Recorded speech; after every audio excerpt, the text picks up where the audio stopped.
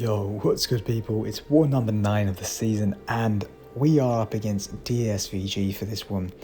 Quite convenient that we're facing them, and that means I go up against my buddy Avah once again on the same evening. Well, I guess it's finished. The war's finished on the same evening as England facing Wales, and at the time of recording this, the game's over. England have beaten Wales 3-0 in the World Cup. We've topped the group. Unfortunately, Wales are out, but I've got one over Avah in the football. Can I get one over him in the war as well? Or rather, did I? Because of course, yeah, the war is over. So let's find out how it went. So getting into my fights, I've got 4 fights for this war. As you may have seen there, I'm going to be starting on that same king route that I started the last war on. And while I got the solo last war, it was not the cleanest of fights and definitely was something I wanted to improve on in the future. Little did I know that feature was coming out very quickly, with it being assigned to me once more, and again with Knull in this war here. So yeah, I'm starting on path 1A. I've got 4 fights, and later on there's also going to be some bonus footage of Avah taking one of my defenders on defense as well. I think it's a Sim Supreme up against an Annihilus on path 8B, so look forward to that as well. I'll probably put it in after my fights and just before I show the results. So I think I have covered enough to get us through as well. Me applying the boosts and just getting myself ready for this fight. I've gone for a 6-hour boost there.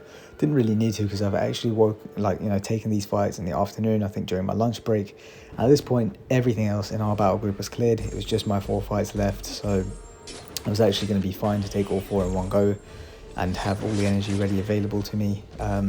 But yeah, I just had more of the 6-hour boost. I had 1 in overflow for my 20% versus, the regular 20% boosts. Just, yeah, made sense to me, get 1 out of overflow. But yeah, you can see here, we're taking kind of a similar strategy to the last fight, last war's first fight, but, we're not going for the special one, and this is going to be the key to actually managing this fight better. We're not using the special ones just because timing the end of, timing the corruption coming around with also his furies not being up was very difficult, and it was almost getting wasted and just making the fight a lot more to manage. Instead, what we're doing is making sure we keep these debuffs up because as best as we can, so that we get the heal block on him, thanks to him being Knull being a sick and tired attacker. And then we're going for the special 2s when he's in his regen phase, so we can get all those armor breaks. As you saw, I used it before. Here we bait out a special 1, but he's about to go back into his fury phase, so we're just going to parry here and maybe try and throw the occasional medium just to apply another living abyss debuff, which will then get shrugged and help get rid of the furies.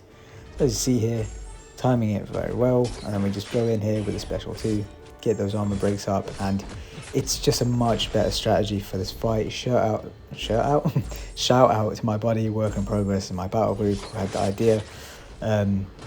Yeah, he's obviously pretty comfortable with Knull, having used him a lot in war, and yeah, it was a brilliant idea because it's just made this fight so much more manageable. Just to kind of go over the nodes quickly again as well, it's got this reinvigorated, I think it's called Fury node.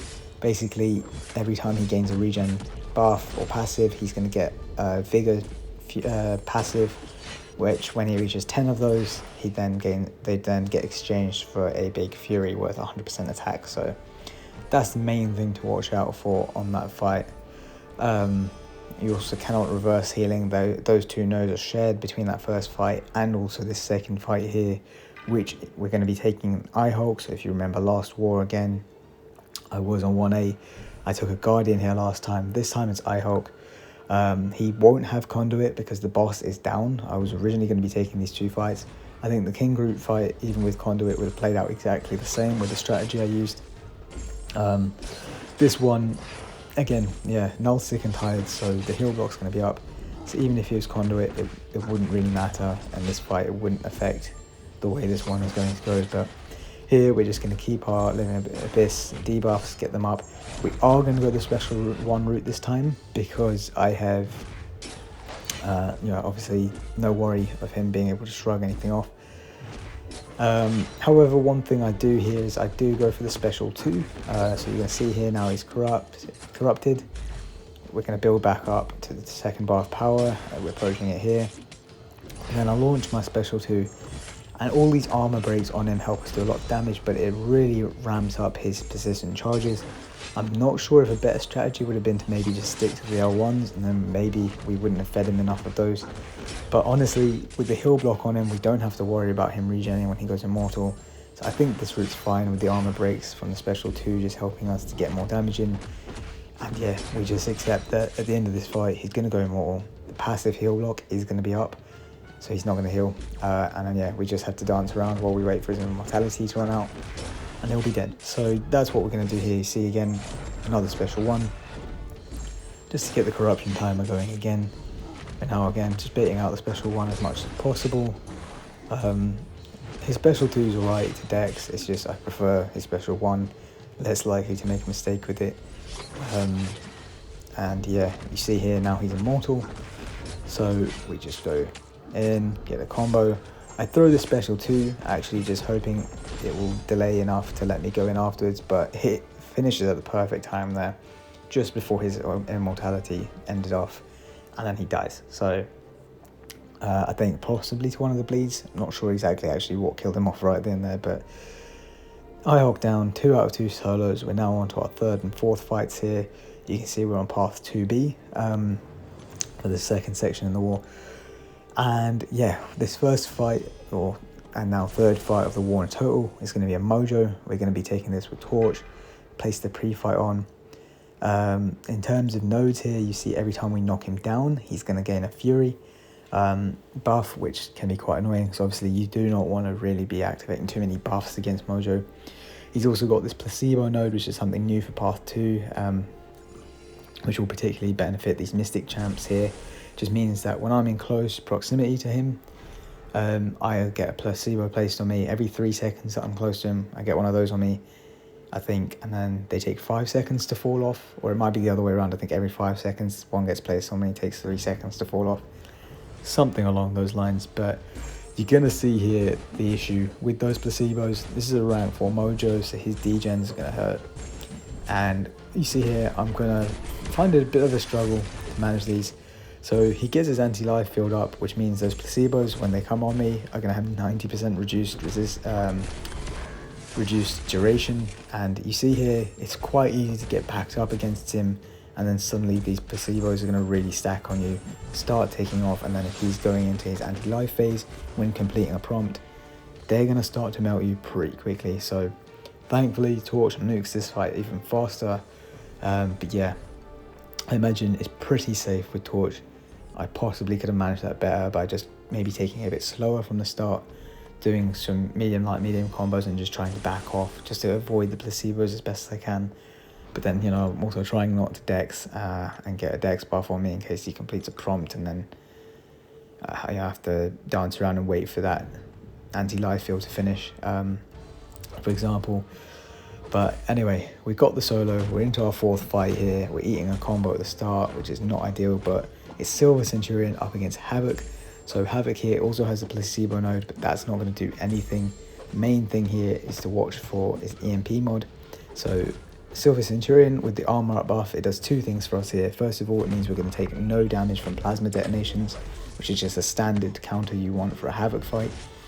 The second benefit is that I become immune to shock, which means when the EMP mod detonations take place, which is when he throws a special and I take damage for each of those charges usually, I'm immune to the shock, so I won't take any of the damage. So actually you can see this fight is just, you know, with the amount of energy damage we're also doing to him, and, you know, with those shocks and plasmas, the plasmas he's going to put on us are just going to keep, like, just going all fight. So it's a nice little bit of willpower healing. What you don't want to do though is start getting hit. So we took a 3 combo at the start. We've also now eaten a special 1. I think we ate 2 special 1s back to back, I believe. No, sorry, we ate 1. Now we're eating the second one. Little spoiler there, but yeah, 2 special 1s back to back. I don't know what was going on. They were both unblockable, close proximity. I think I just was rushing the fight a little bit and not really anticipating those and giving myself the space to get past them and dex them. But we threw a special 3 here as well, just to help with the adrenaline healing, get some health back. And then we see here as well, I think in a moment he's about to throw the special 1. Can we dex it? 3rd time lucky? Yep. Got it down. and yeah, go for the finish here.